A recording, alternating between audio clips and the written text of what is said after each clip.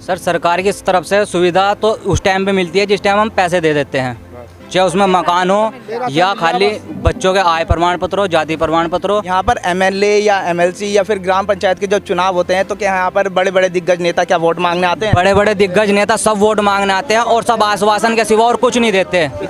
अब इस गांव में बच्चों की शिक्षा के लिए क्या स्कूल मौजूद है? शिक्षा जो है बहुत ज़्यादा खराब है यहाँ पे। क्यों खराब है? यहाँ पे जो है एक स्कूल, वो भी यार हमने बहुत कोशिशों से बनवाया, वो भी गाँव वालों ने बहुत मेहनत करी, जब जाकर तो वो स्कूल बना। नमस्कार, मैं हूं भव्यांश रघुवंशी और आप मेरे साथ देख रहे हैं जन न्यूज़। इस वक्त हम मौजूद हैं उत्तर प्रदेश के जनपद बिजनौर के एक छोटे से ग्राम जिसका नाम है नवलपुर, जो कि स्थित है बिजनौर और मुजफ्फरनगर के बॉर्डर पे। और यह गांव पूरी तरीके से अवैध है और यहां पर लगभग हज़ारों की संख्या में लोग रह रहे हैं, लेकिन उन्हें कुछ भी सुविधा सरकार की तरफ से उपलब्ध नहीं कराई जा रही है। जब भी यह लोग अपनी परेशानी लेकर के अपने ग्राम प्रधान या सेक्रेटरी के पास जाते हैं तो वो लोग इन्हें पैसे कॉलोनी अवैध बता करके इन्हें चलता कर देते हैं, या फिर इनसे यदि कोई काम करवाना होता है तो पैसे लेकर के करप्शन करके इनका काम कर देते हैं। तो आइए चलिए मिलते हैं इस गांव के कुछ लोगों से जो कि हमें इस बारे में बताएंगे कि किस तरीके से यह गांव बसा हुआ है और किस तरीके से प्रशासन इनका शोषण करने में लगा हुआ है। अभी हम बात करेंगे यहाँ के एक नौजवान से, तो चलिए इनसे बात करते हैं और पूछते हैं इस ग्राम में क्या क्या खामियां हैं और प्रशासन इनका किस तरीके से शोषण कर रहा है। तो सर क्या नाम है सर आपका? मेरा नाम सोनू सैनी है। तो सोनू सैनी जी, इस ग्राम में जो कि जिसका नाम है नवलपुर, तो आप यहाँ नवलपुर बैराज, तो आप यहाँ के निवासी हैं।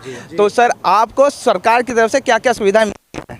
सर सरकार की तरफ से सुविधा तो उस टाइम पे मिलती है जिस टाइम हम पैसे दे देते हैं, चाहे उसमें मकान हो या खाली बच्चों के आय प्रमाण पत्र हो, जाति प्रमाण पत्र हो। जब हम जाते हैं सरकारी आदमियों के पास तो वे कह देते हैं कि आपका जो है ये गांव अवैध है, और जब पैसे दे देते हैं तो वो हमारे गांव को वैध कर देते हैं। अच्छा, तो जब ये गांव अवैध है तो इस गांव में किस तरीके से पंचायत बैठी हुई है और किस तरीके से यहाँ पर सेक्रेटरी काम कर रहे हैं? सर यहाँ पे जो है सन 2015 में मैंने इलेक्शन लड़ा था क्षेत्र पंचायत का जी, और सर मैं जीत भी गया था।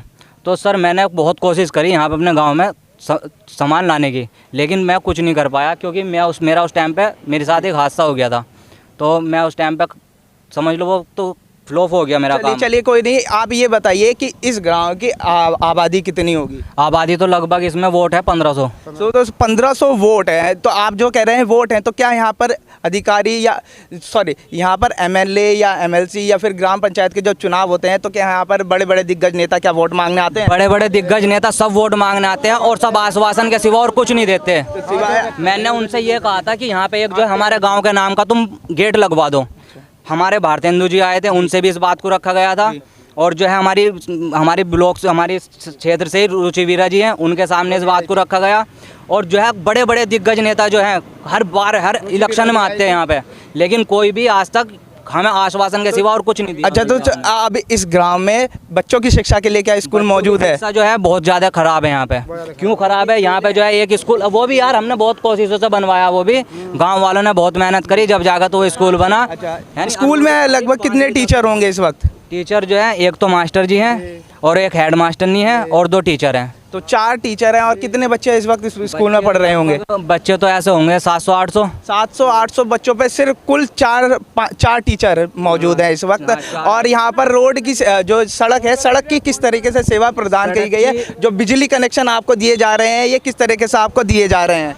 सर आज से 7-8 साल पहले इसमें गांव में कुछ नहीं था, लाइट वाइट कुछ नहीं थी। ये भी हमने बहुत ज़्यादा संघर्ष करा, जब जाकर तो लाइट आई, जिसका जो है इन्होंने रुचि वीरा जी ने कहा था कि भाई हमारी उस साइड कुछ मदद उन्होंने भी करी। देखो जब इलेक्शन का टाइम था तो तब जाकर ये लाइट आई और कनेक्शन जो है कुछ तो बीपीएल वालों के फ्री हुए थे, लेकिन जो फ्री बीपीएल के कार्ड के कनेक्शन हुए थे वो भी आज 1 किलोवाट से 2 किलोवाट में कर दिए गए।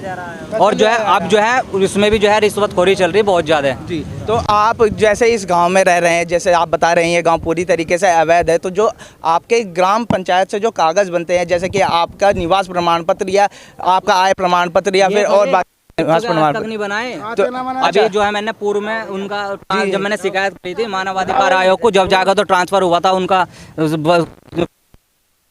जो है आपसे रिश्वत लेते हैं और रिश्वत लेने के बाद आपका काम कर देते हैं, जबकि ये गांव अवैध है। इस गांव के ऊपर कोई भी आपका निवास प्रमाण पत्र शायद नहीं बना होगा। नहीं, अब बने, कुछ के बने हुए, क्योंकि हमारे पूर्व में बने हुए थे। जब मैंने शिकायत करी थी ना, तो मैंने अपनी मम्मी के अपने डॉक्यूमेंट्स खुद लगाए थे, क्योंकि सन 2015 में मैंने इलेक्शन लड़ा था, तो मैंने वे डॉक्यूमेंट्स लगाए। उसके बाद भी उसने पटवारी ने जो है मेरे वे जो है रिजेक्ट कर दिए। मैंने फिर उनकी शिकायत आगे करी, तो वहाँ से जाँच आई। फिर जाँच में जो है उस पटवारी को निरस्त कर दिया गया। फिर दूसरे पटवारी जो है उन्होंने जो है मेरे पे कॉल करी। चलिए, आप यहाँ देख सकते हैं कि किस तरीके से पटवारी और सेक्रेटरी मिलकर के यहाँ जनता का पैसा लूट रहे हैं और किस तरीके से अवैध कार्य कर रहे हैं। और इन ग्राम के जितने भी लोग हैं उनको सुविधा के नाम पर सिर्फ ठगा जा रहा है, मोटी रकम इससे वसूल की जा रही है। सुविधा के नाम पर इन्हें सिर्फ ठेंगा दिखाया जाता है। और जब ग्राम पंचायत के चुनाव आते हैं या फिर कहीं एमएलए के चुनाव आते हैं, उस वक्त तो दिग्गज नेता यहाँ पर आते हैं, इनसे वोट मांगते हैं, लेकिन उसके बाद फिर सब गायब हो जाते हैं, मिस्टर इंडिया बन जाते हैं।